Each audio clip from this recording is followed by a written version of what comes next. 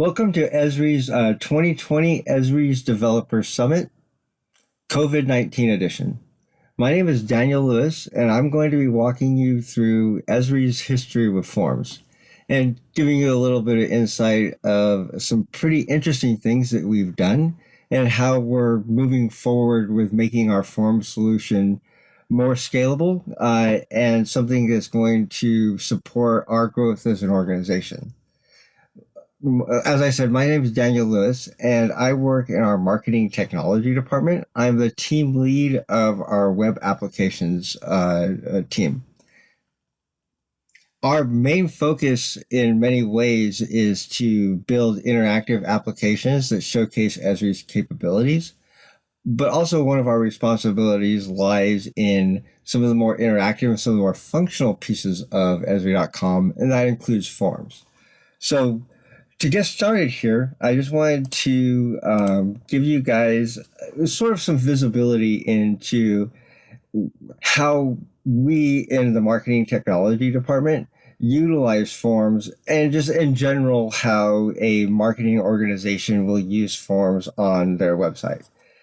Really, it all starts with the marketing funnel and getting a good understanding of how a marketing funnel works. So Esri, as you guys know, is a business-to-business organization, meaning that it's a little different than somebody who's going directly to the consumer. We have a much longer engagement process when it comes to bringing awareness to our potential customers and going through that process of acquiring new customers.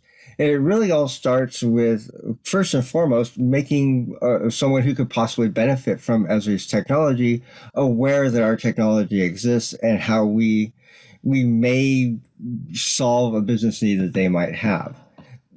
Since you're watching this video, you already know who Esri is, but I think it's also a very well-known problem is that we're one of the best kept secrets in software. We have amazing technology that can do wonderful things for the world. We just need to get it in more people's hands, and we need to increase the understanding of how people can use Esri software. So a basic marketing funnel works this way. Initially, you want to make somebody aware of the existence of a product, solution, a corporation, just at a very high level. They don't need to know too much. It's just, hey, it's there. And then you need to sort of start planting seeds of here is some further information to better your understanding of what this organization does, what this product does, how it might actually solve a need, but you're still very high level in that understanding.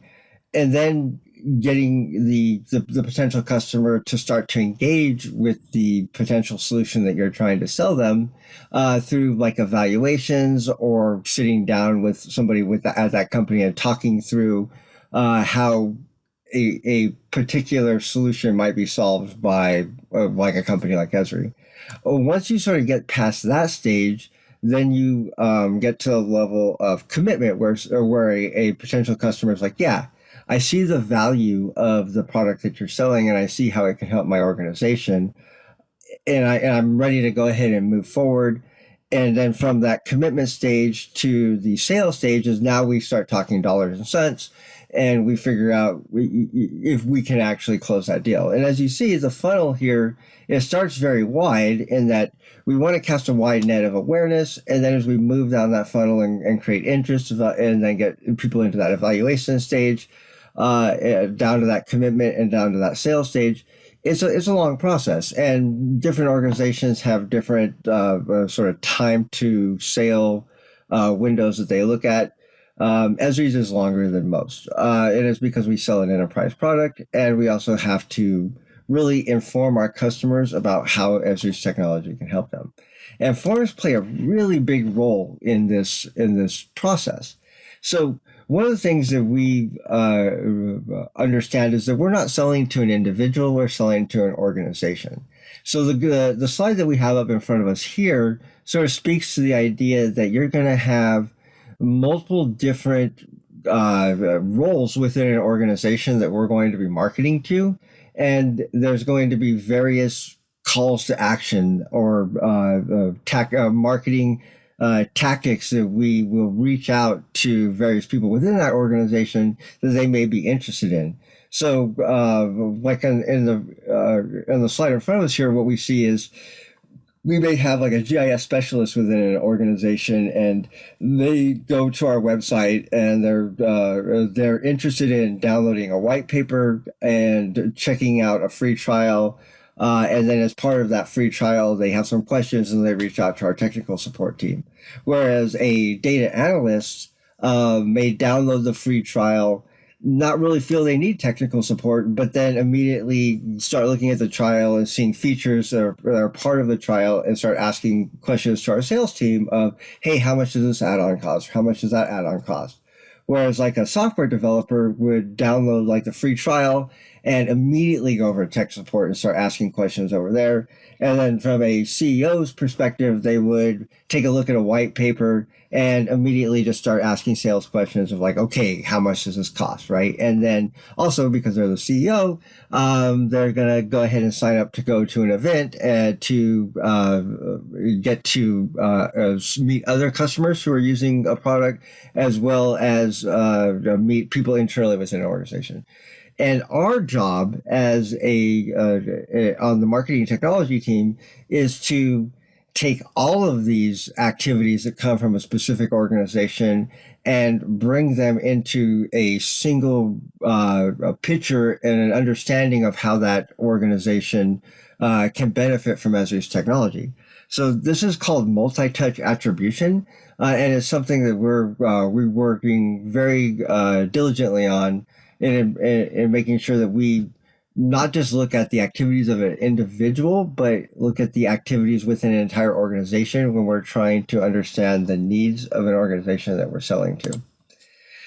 So in order to sort of accomplish that, one of the main tools that we utilize are marketing campaigns. And a campaign is sort of like a high-level conceptual a campaign of a story that we're trying to tell, and the individual tactics are the way that we're going to reach the individuals that we're trying to tell this story to.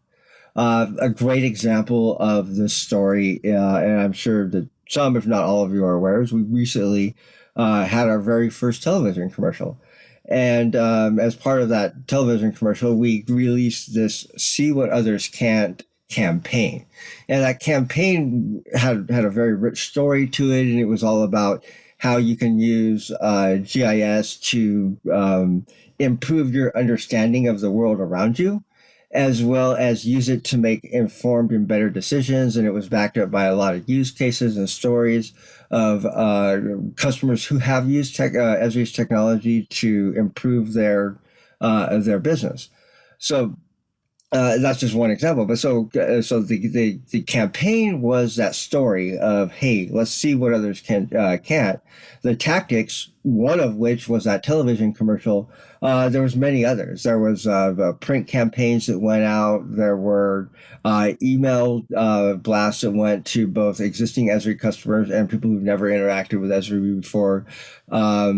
Digital advertising on Google, Facebook, Twitter, anywhere where we could buy digital ads, we sort of pushed them that way. And then organic social campaigns as well, like sharing information, sharing the story on our Twitter board and sharing it on our Facebook page and pushing it out to LinkedIn. So these were all various different tactics. So when we're working through a campaign and we're coming up with all these different tactics, we want to understand what tactic is successful and what tactic isn't successful. So in the slide in front of us now, we're looking at sort of the idea of we're going to send out a lot of these different tactics to various channels.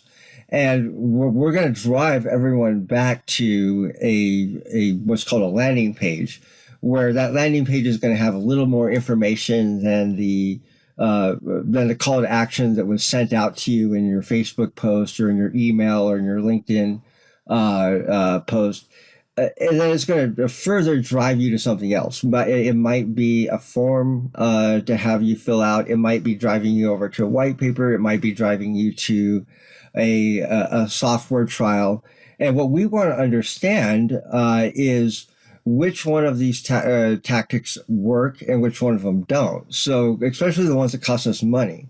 So like paid advertising is a great example of if we're paying for like a Google AdWord to get us ranked #1 on Google search results, and we're not seeing very many clicks through, or ultimately if that click through from the Google ad isn't resulting in somebody filling out the form or engaging in the trial or whatever that next step, that call to action, or ultimately we can track these things long enough to see like, okay, and what ultimately turns into sales, so we can sort of turn the pipe up on what works and turn the pipe down on what doesn't. It allows us to be very data driven in terms of our decision making, as well as ensuring that we're not wasting precious marketing dollars on tactics that aren't successful. We can also, when we start new campaigns, take on like look at what worked in previous campaigns and make sure that we learn from the successes and the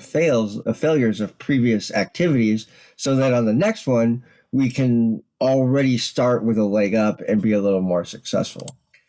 So once we sort of set all of that up, then we have to build like a reporting system on the back end to understand where the various traffic is coming from, where the form completions are coming from.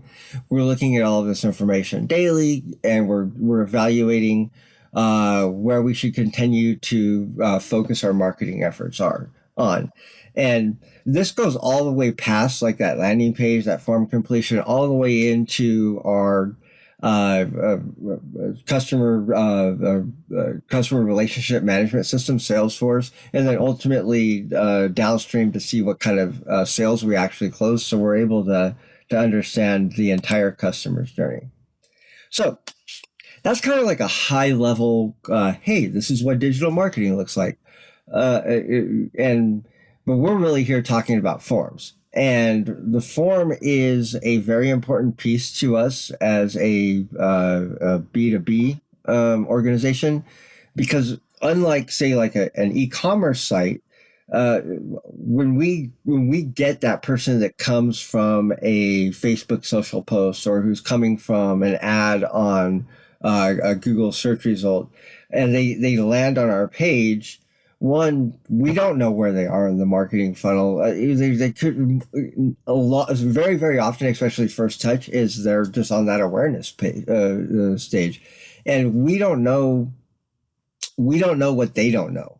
So the first thing that we want to do is we want to start getting a little more information about the person that's visiting us, so that we can then better understand their needs, so that we can understand how our products can solve their needs.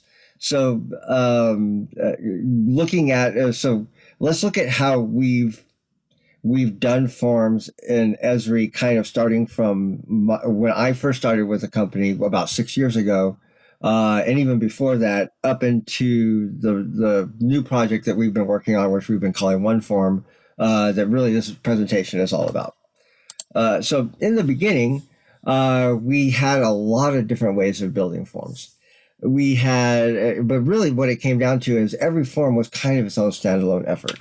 Like anytime we needed to collect information from a user on a web page, somebody would sit down and they would code up the front end part of the form, HTML inputs, and write up their own validation rules, and any sort of select lists for things like the country, state drop down, or what industry are you part of?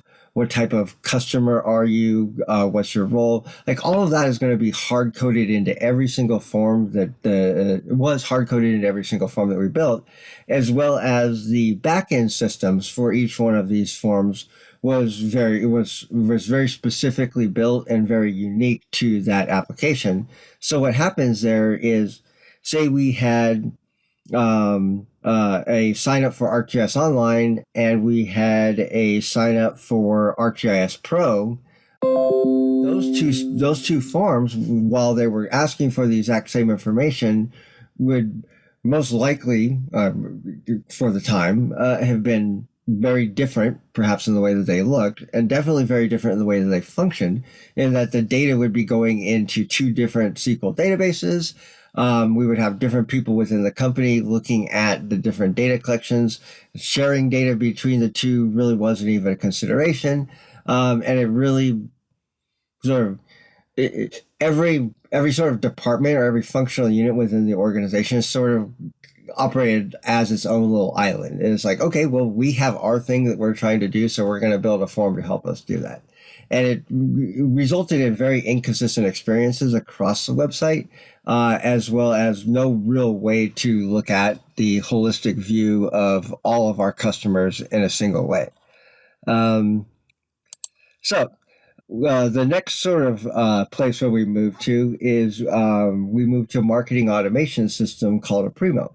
And Aprimo is a pretty cool system in that it kind of solved that first piece that I was talking about, which is we had we had a centralized system where we could push all customer form submissions to, and then it would give us a centralized database of all of the people who had submitted forms on Esri.com.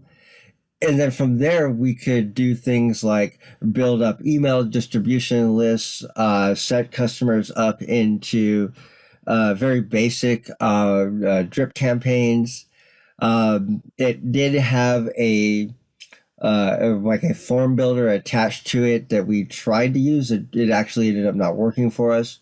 But we were able to interact with Aprimo through an API, but their API was kind of interesting in that the way that we would feed mail into Aprimo was to send an email.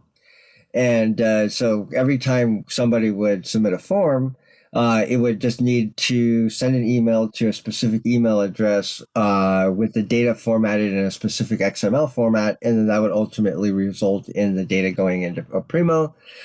We still had a big problem on the front end where every single one of our forms was still sort of being built as a standalone form. Like a developer would sit down, say, okay, I need to set up a form for this a page that I'm building. I'm going to input type text, input type select, build out everything. And then, because you can't just send an email from a standard client side, we would be setting up servers to then do that email transfer when somebody hit the submit button on the form. So it was a small step in the right direction, but it still really was a very resource intensive piece to maintain. And what it meant is every time we wanted to set up some sort of new tactic or some sort of new page on Esri.com that needed to collect customers' information, the form continued to be a pretty considerable bottleneck in terms of slowing down our ability to get to market and to market quickly. So it didn't take long. When I started about 6 years ago, we were actively in the process of migrating away from Aprimo to another marketing automation system called Pardot. And Pardot was really attractive to us because we use Salesforce as our customer relationship management system. And Pardot, while not built by Salesforce, had been acquired by Salesforce, and they were in the process of building in really tight integrations with Pardot. So that was kind of the big selling point for us, is that if we're using Salesforce, we should be using Pardot. And we found it to be a very good marketing automation system. It had a much better email management system to it. The email marketing campaigns were much more mature. We were able to do things like build email drip campaigns that worked off of schedules. We could build up multiple email distribution lists. It had really good reporting in terms of understanding what customers were submitting what forms. And it also with a embedded script on all the pages of our website, it could even tell us, okay, when the user submitted this form, they came from this page, and before that they came from this page, and before that they came from this page. So we were getting like within Pardot, we were getting some understanding of how customers were being driven to the forms and actually submitting them. And then, so basically a big win. It also had or has a form builder as part of it. So you could go into Pardot and you can do this whole drag and drop experience where you say, okay, these are the fields that I want in the form. This is the name. This is the property that I want to map back to inside the Pardot database. And you're able to set it all up. The form builder, we ended up having to customize quite a bit. The UI wasn't great. The forms actually out of the box do server-side validation, and that sort of conflicted later with some analytics pieces that we were bringing in that would result in showing multiple page loads because the form was posting back to itself every single time we tried to validate a form, like checking an email, checking to make sure the required fields are there. And every time somebody would hit a submit button with invalid fields, we'd see an additional page load. So we added in client-side validation and we hacked it. As a developer, did not like the HTML that was generated by the automatic form builder, but that's, I don't think any developer is ever happy with like a drag and drop WYSIWYG type of thing. That being said, here I am in a minute going to show you this drag and drop WYSIWYG thing that I built, but I'll advocate for the fact that I did it right because I'm the developer. So anyways, Pardot was good. And we're continuing to use it to this day, but we've since moved away from having Pardot build the forms. And one of the main reasons that sort of drove us in this direction is that we're becoming more, well, we've always been an international organization, but now our website is reflecting that, in that we're trying to build out all of the content on Esri.com as in multiple languages. And in Pardot, in order for us to support forms in multiple languages, it meant that every single form that we were going to build needed to be built individually in each language, which meant that we're supporting 26 languages, so that sort of increased the amount of work that we were going to have to do on that forms team by a magnitude of 26. And they were already operating at like absolute capacity, so that was just kind of a non-starter. So we had recently moved our content management system, the backing technology of Esri.com to AEM, or Adobe's Sites is another way that it's known by. And in AEM, there was a plugin, or I would call it a plugin as opposed to like a native piece of the platform called AEM Forms. And we looked at it, and it's a pretty well done product at first glance, in that it one of the great things of AEM Sites is how easy it is to build out pages, and it has this really nice drag and drop building experience.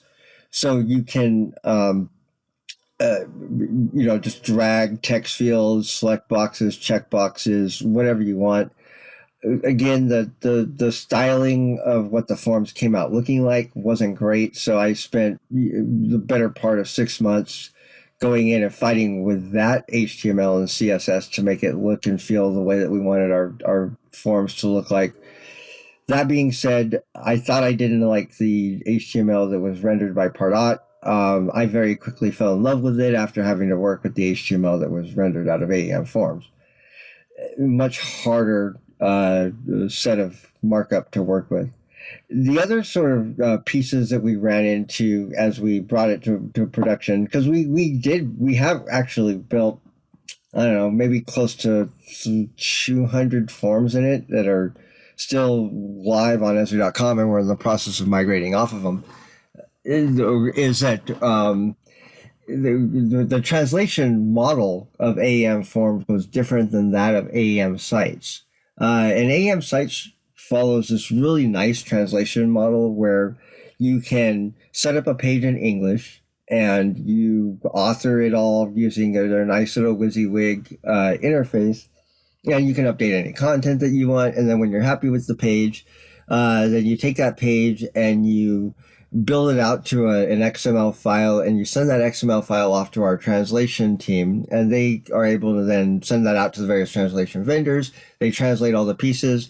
We get back a single XML file for every language, and then we feed that back into AEM and then publish out the pages in the various languages. And what this allows us to do is make changes in English and push the changes out in English first, and then we have about a 2-week lag from when we send it off to translations to when we get it back, to when then the other pages can be updated with the content changes that we make to the pages.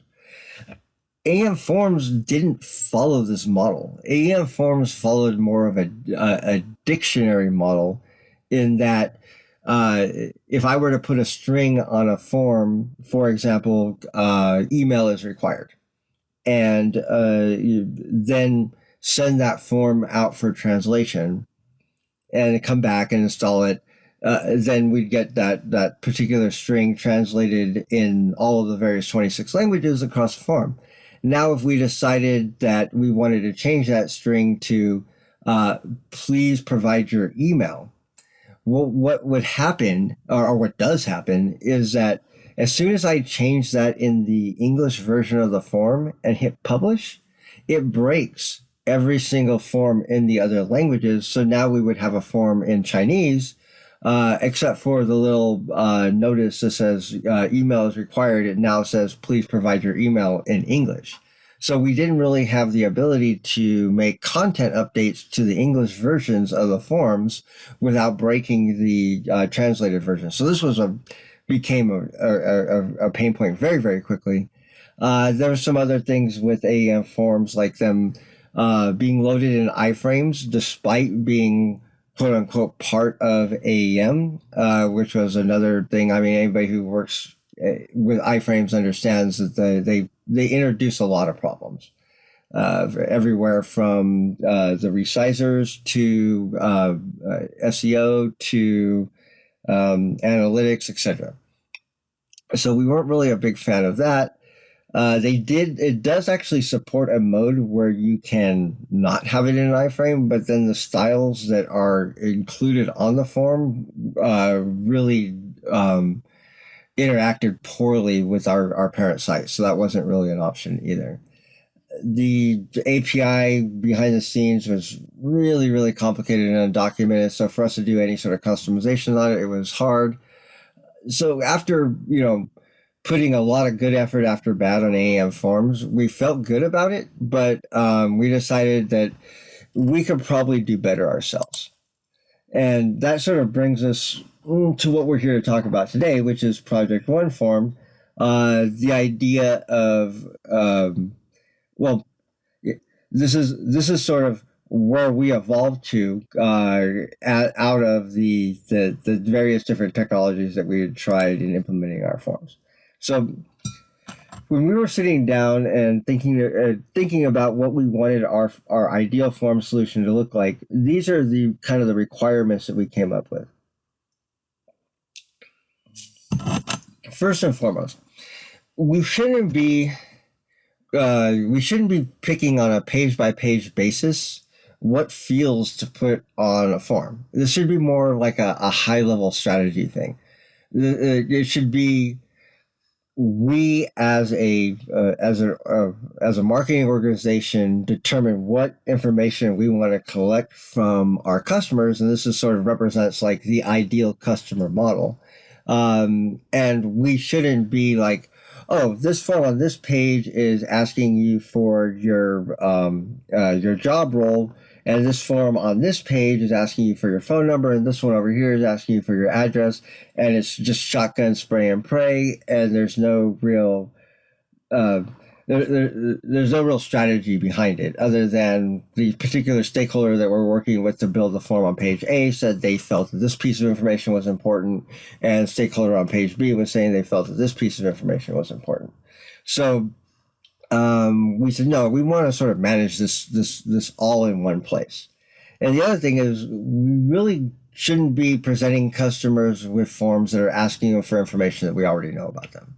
Like if you were nice enough to come in and fill out a form on one of our landing pages and tell us what company you work for, we shouldn't keep asking you for that because we know it. And we also understand that when we present a form to a visitor to our website, we shouldn't ask too many fields because that's a barrier to entry. So we want to be able to pre-fill the stuff that we know that we want to make sure that you're aware of, like your first name, your last name, and your email. Other pieces of information that have sort of been provided to us that we don't need to ask again, just don't even show that, but then have this progressive model of information that we want to collect over time. So as we get return customers who are filling in a form 3, 4, 5 times, we can do things like first time you're there, tell us what company you're at. Second time you're going to fill out a form for us, let us know what you do. Tell us your job role. Third time through maybe give us your the industry sector that you're part of, etc. Right?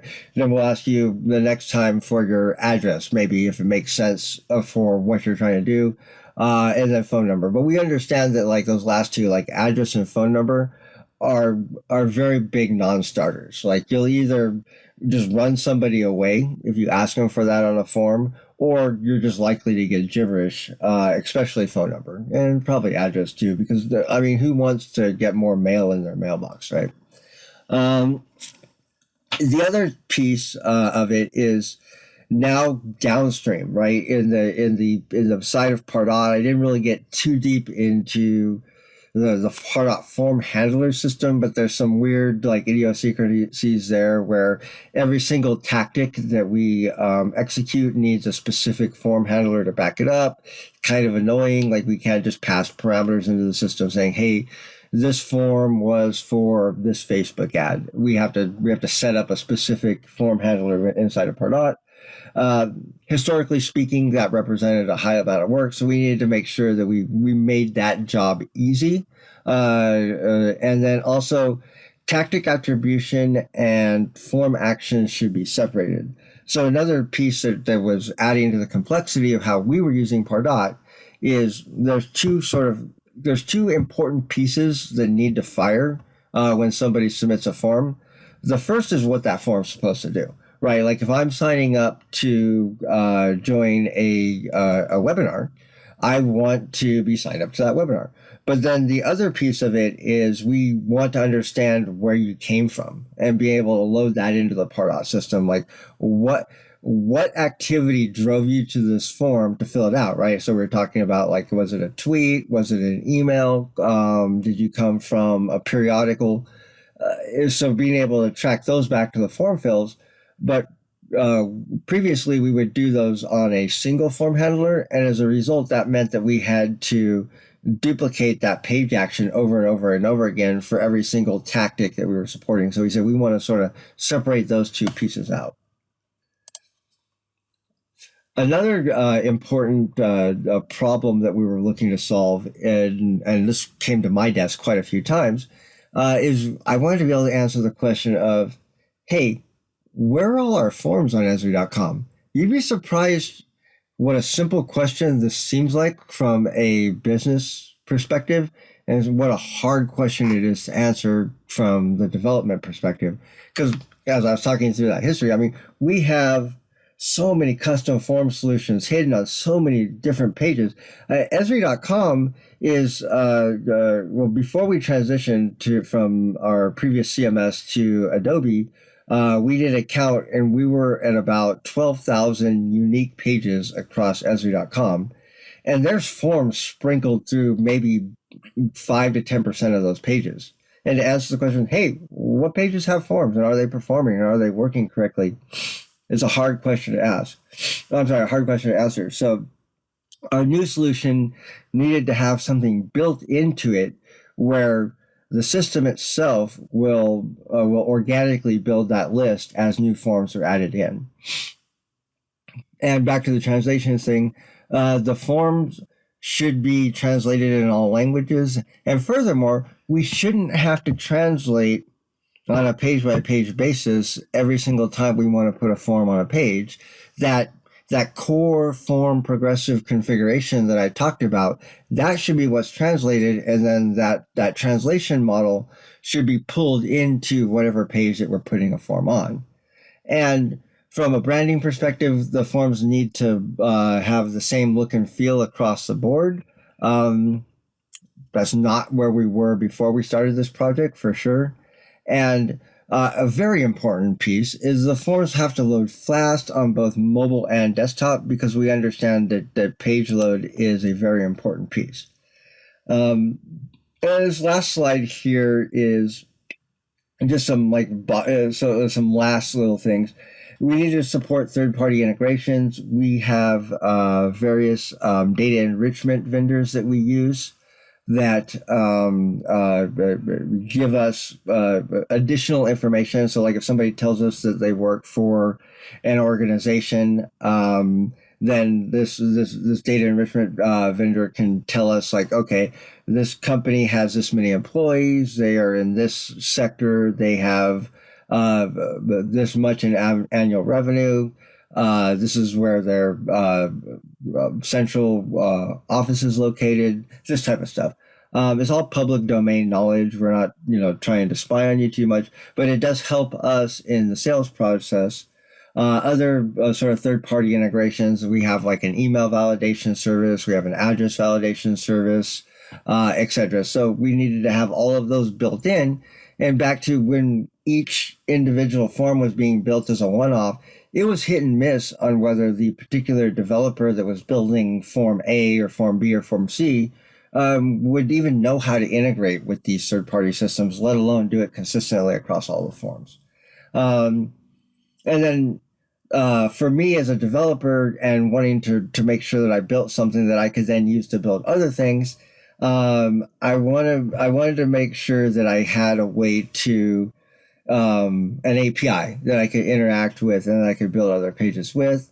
They should be easy to load inside of AEM, but then they also should be easy to load outside of AEM. So what that meant is that we needed it to be a native AEM component. Now, I'm not assuming any of you have worked in the Adobe Sites environment, so I'm trying to keep this kind of high level, but they do have, like any CMS, there's native elements that can be added into the page.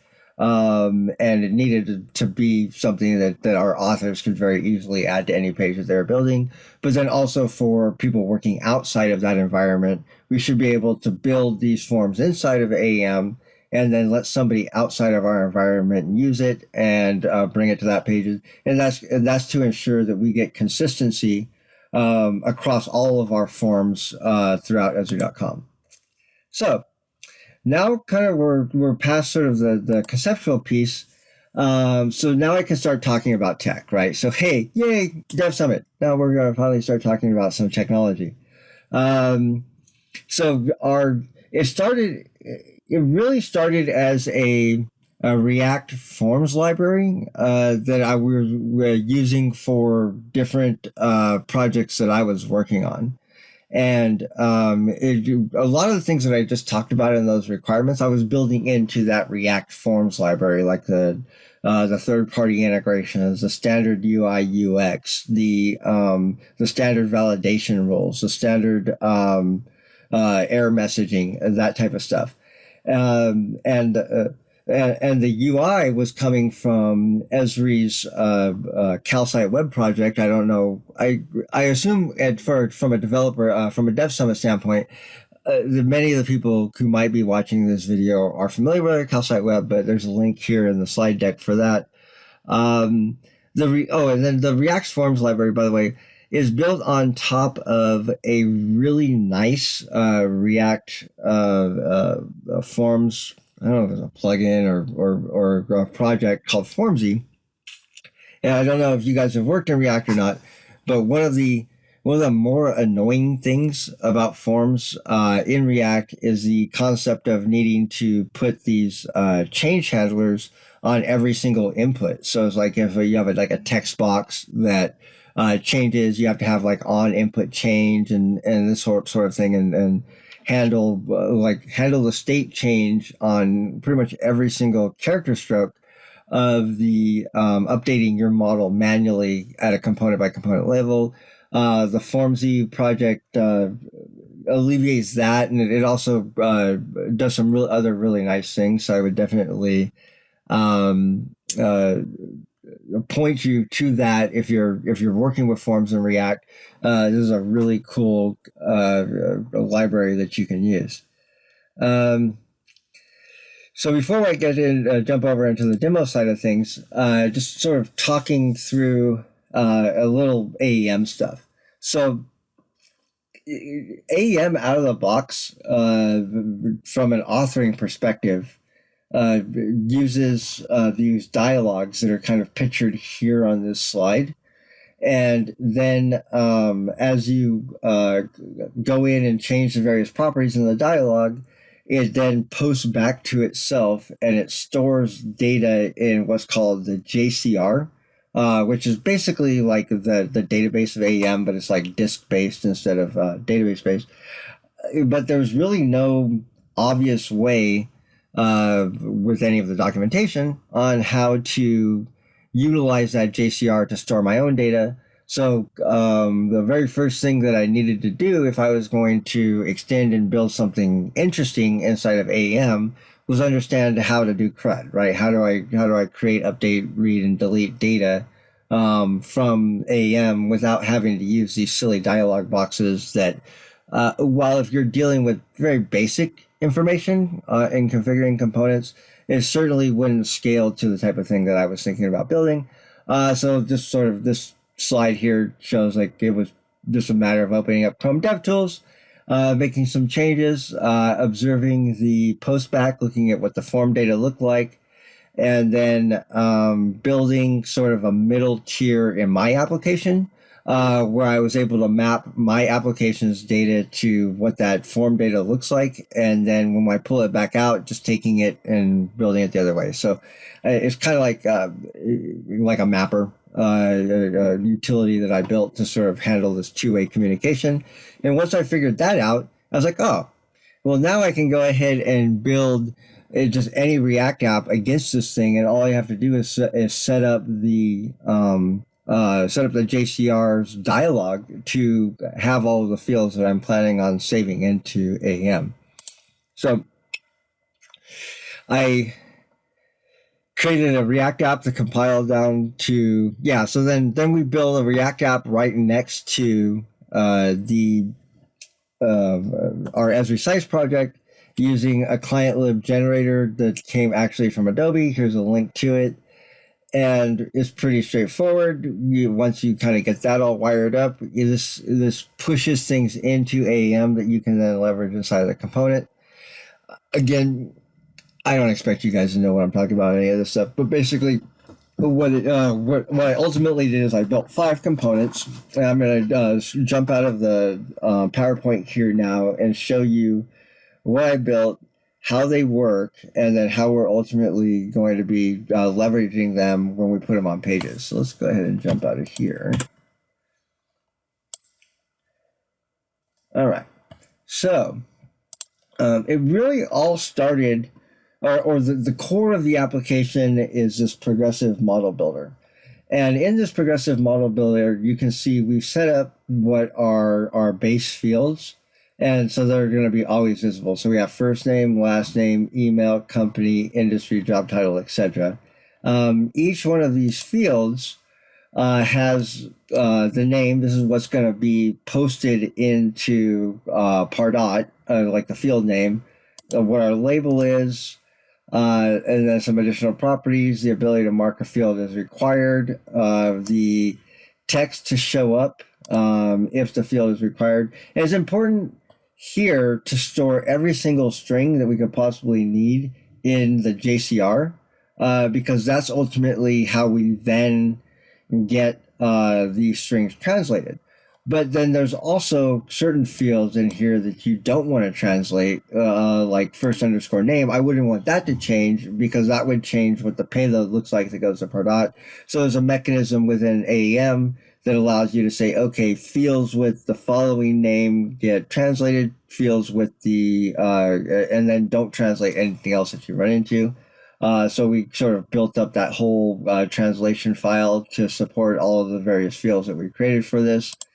And then you can see when I get past country region here, now I'm to progression level 1. So now this is sort of where we're building out our progressive model. And here is saying, okay, after the first time you've visited and you've given us this information, the next time I meet you, I'm going to ask you what department you work for. And then the following time you come and fill out a form on Esri.com, we're not going to show you department, but we're going to show you functional role. And then once we know what functional role that you work for, organization, etc. I've explained all this stuff just a second ago. And then address is our last one on the list. So once we have this whole built up, we also have this global string section where these are other strings that are used throughout the application. Again, we're using this to store it into the JCR so that we can get it translated. These are all of the various field types that are supported inside of our React app. This is basically just pushing forward all of the input types that were built in our React application. And then they can easily be dragged and dropped onto the surface here. So like if I scroll down, if I wanted to add like this relationship list, it's just a matter of dragging and dropping. It's going to ask me some questions. I don't feel like filling them all out, but if I did, then it would have shown up in the list, just like address is showing up right here. And then if you wanted to create like a level 5, you just click here and then hit, by choosing that, that's going to move that over to level 5. So you guys kind of get the basic idea of how this piece works. Once we have this, this model built, then we can add it to a page in AEM. So without navigating all around this, again, like you guys probably have never seen AEM, but the AEM top level admin interface kind of looks like this. We would we would create a page that we were going to put a form on, and then this is the authoring screen for pages inside of AEM. And I've already prepared us here, and I've set up a page. I've already put a form on the page. But the act of sort of putting this form on the page is dragging and dropping it from a screen over here. And then you bring up this dialog right here to conform or to configure it. So like a basic form, you'll notice that nowhere in this dialog are we asking for what type of fields do you want on this page. Just pulling that off from the progressive model. It's more things like, what's the name of this form? And we use that when we're capturing it in analytics, and then also when we're reporting on that page report that I'm going to show you guys in a minute. We have an option to make address always visible. Here's some integrations with our Pardot system. MQL stands for Marketing Qualified Lead. So there are some use cases where we have forms where we always want the person submitting this to be considered a marketing qualified lead. Other times we never want it to happen, so just sort of the ability to set that. Some other inside baseball stuff here. And then the only real choice that you get in terms of controlling what fields show up on the form is this. So we created a couple well-known form types, and excuse that weirdness, where we can say, okay, there's a low commitment form, there's a high commitment form, this is a gated content form.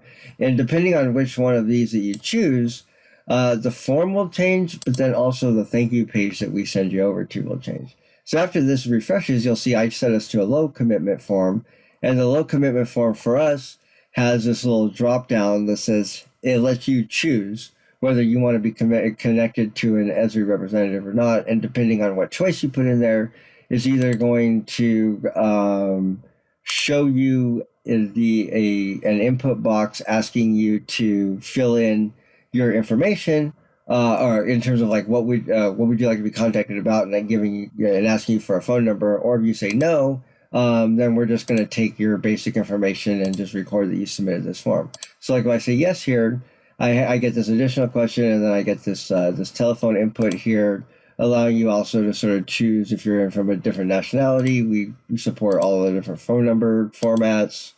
That was kind of a fun component to build, by the way. You'd be surprised how incredibly complicated it is to even find a list of all of the international formats for telephones.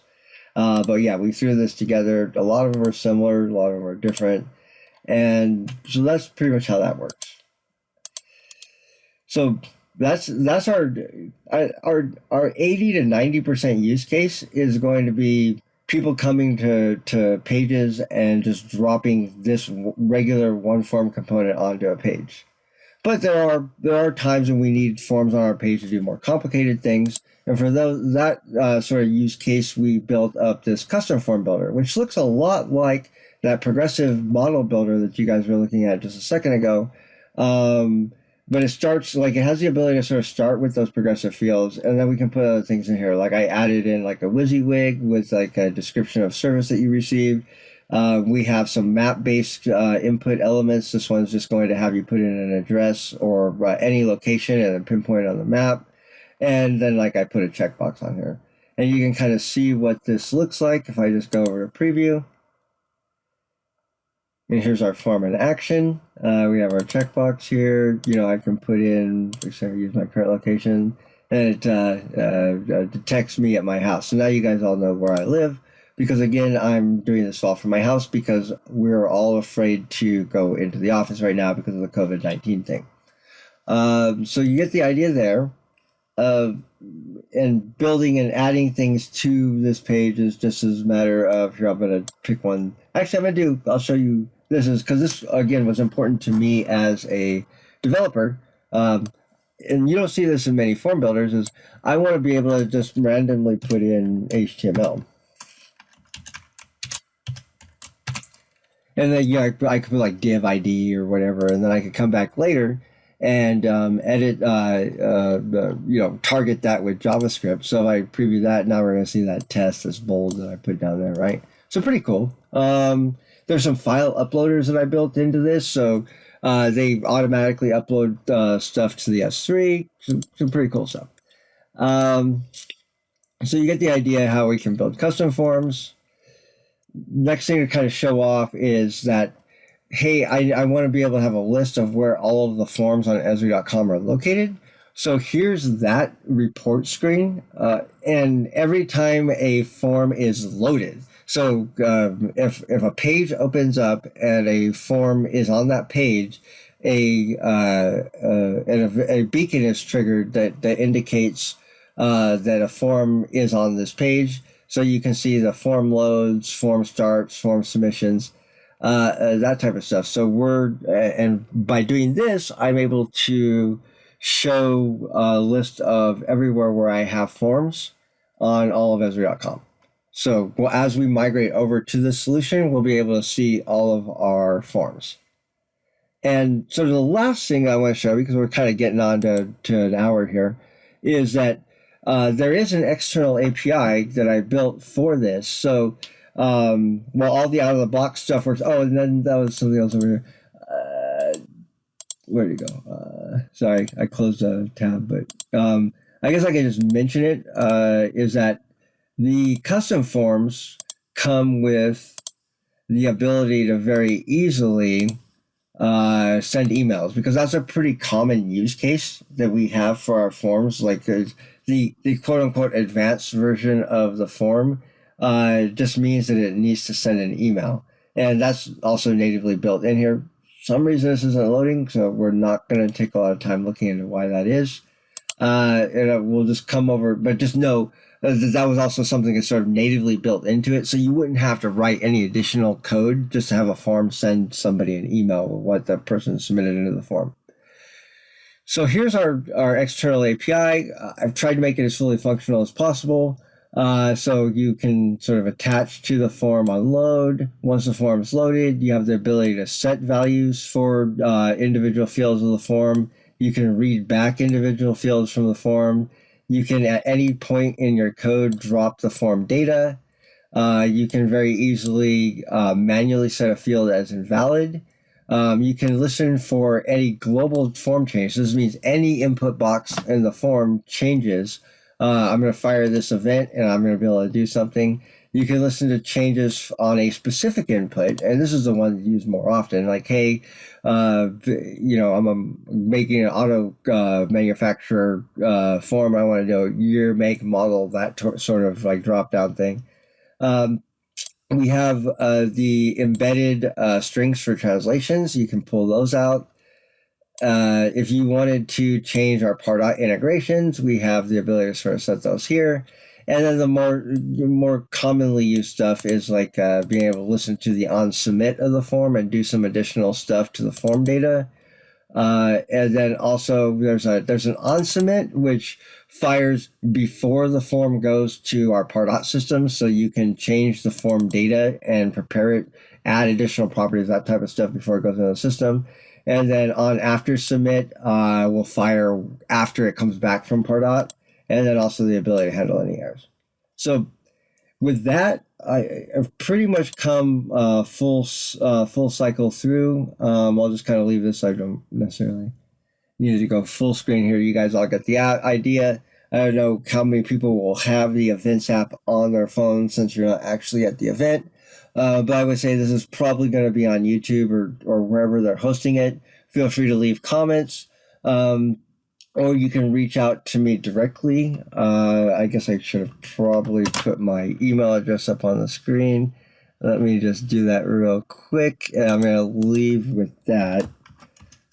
So if you guys do want to reach out to me directly, my email is daniel_lewis@esri.com. And, I'd be more than happy to answer any questions that you may have. And it's been a pleasure giving this presentation today. I hope that you've gotten something out of it. And also, I hope that this electronic format for Dev Summit is working for you guys and that you're enjoying the content that we're providing. I look forward to hearing from any of you with your questions, and you all have a nice day. Bye-bye.